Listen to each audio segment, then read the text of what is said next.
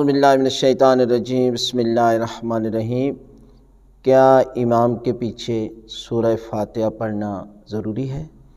تو یہ ہے کہ ہم ہر مسئلے کو بیان کر رہے ہیں کہ جو انسان کی زندگی میں آنے والے مسائل ہیں ان تمام کو بیان کیا جا رہا ہے، اور آپ ویڈیو کو زیادہ سے زیادہ لائک کریں، شیئر کریں، اور یہ صدقہ جاریہ ہے تاکہ کسی ایک شخص کی ہدایت کا ذریعہ بنے گا تو قیامت تک آپ کے نامہ اعمال میں یہ ثواب لکھا جائے گا۔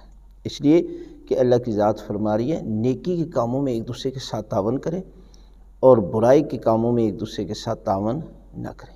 یہ نیکی کا کام ہے اور بہت بڑا صدقہ جاریہ ہے۔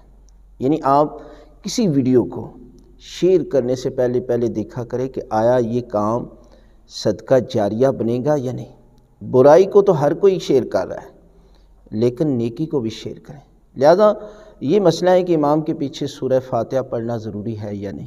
تو یہ ہے کہ نماز 5 نمازیں ہیں اور کچھ میں قرات بالجہر، یعنی پہلی 2 رکعت میں قرات کرنا، آواز کے ساتھ کرنا واجب ہے، جیسے نماز فجر ہے، مغرب ہے اور عشاء۔ ان میں پہلی 2 رکعت میں آپ کو تھوڑا سا بلند آواز کے ساتھ جو ہے وہ قرات کرنی چاہیے، اور ظہر اور عصر میں پہلی 2 رکعت میں آہستہ ہے۔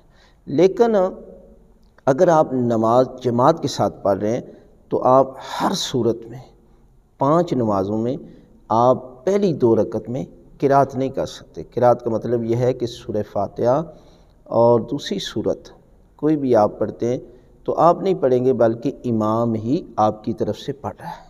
لہذا اس مسئلے کو سمجھیں۔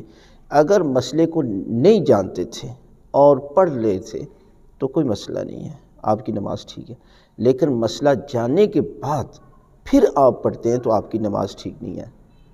لہذا آپ جو ہے وہ جو مسائل انسان کی زندگی میں آتے ہیں ان کا سیکھنا ہر انسان پر واجب ہے۔